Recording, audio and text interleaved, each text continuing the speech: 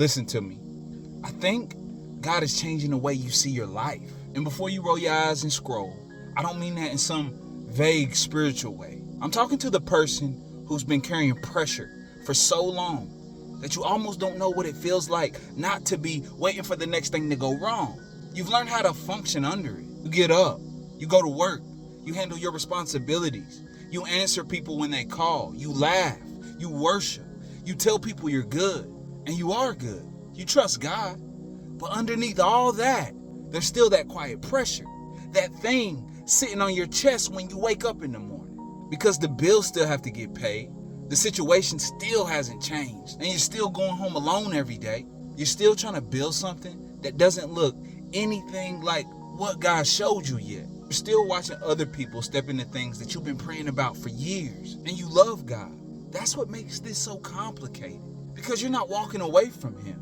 You're walking with Him.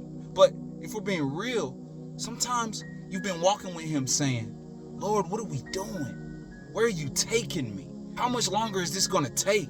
I know what you showed me. I know what you put in my heart. But God, I need you to do something. You've prayed about it. You've fasted about it. You've cried about it. You've surrendered it. You've picked it back up and surrendered it again. You've watched doors close that you were convinced were going to open. You've gotten rejected. You've lost things. You've had things almost work. You've watched progress disappear overnight. And after enough of that happens, something changes in you. You start protecting yourself from expectation.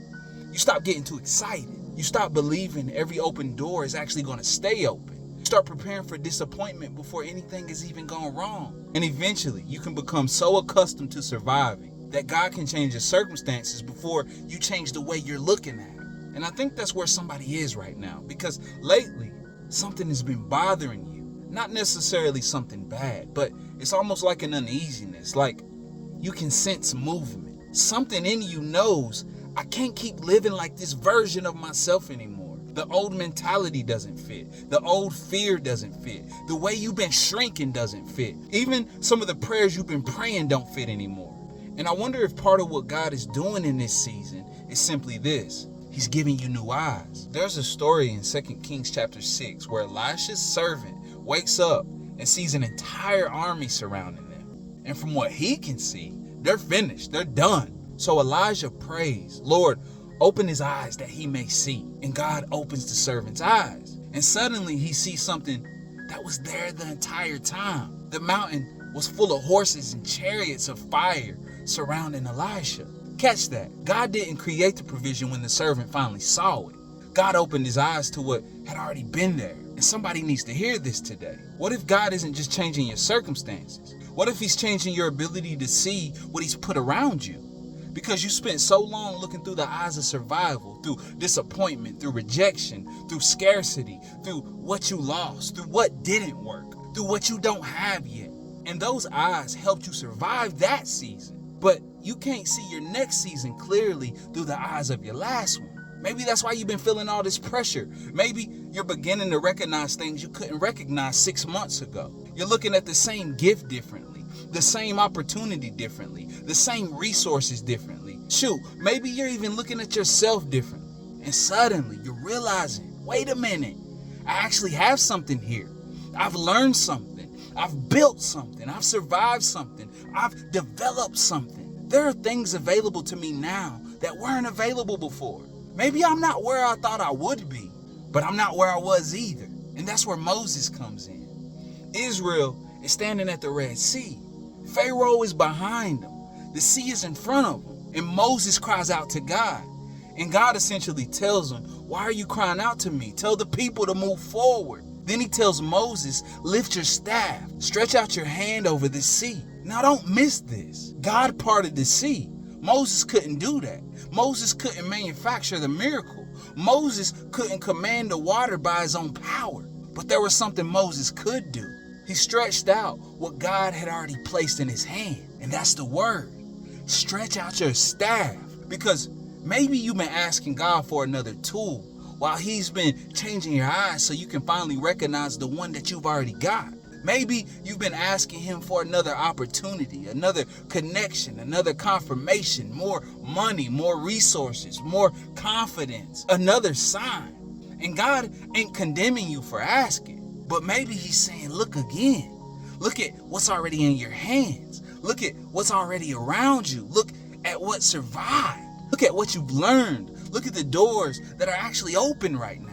Look at the person you've become through everything that you thought was only hurting you. Because you might be standing inside something that you prayed for and still calling yourself stuck because it doesn't look finished yet. That's the shift.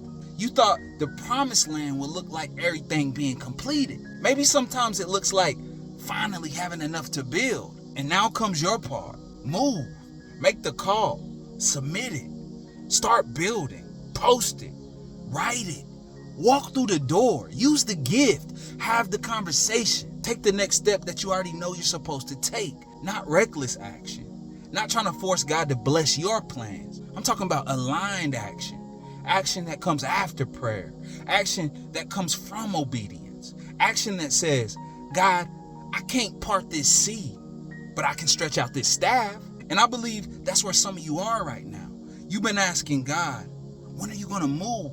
And he's been preparing you to recognize he already has. Now he's changing your eyes so you can see it.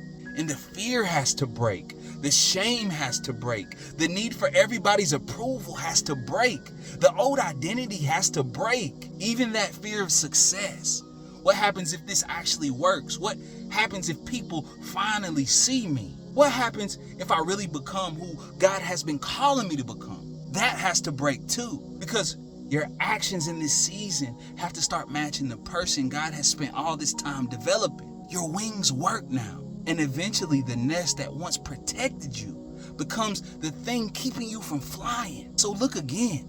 Look at your life again. Look at what God has already given you again. And if while I'm talking to you, you already know what your staff is, you ain't got to give me some long explanation unless you want to. Just comment, I see it. Because maybe that's the first declaration you need to make in this season. God, I see what you've given me. I see where you've placed me.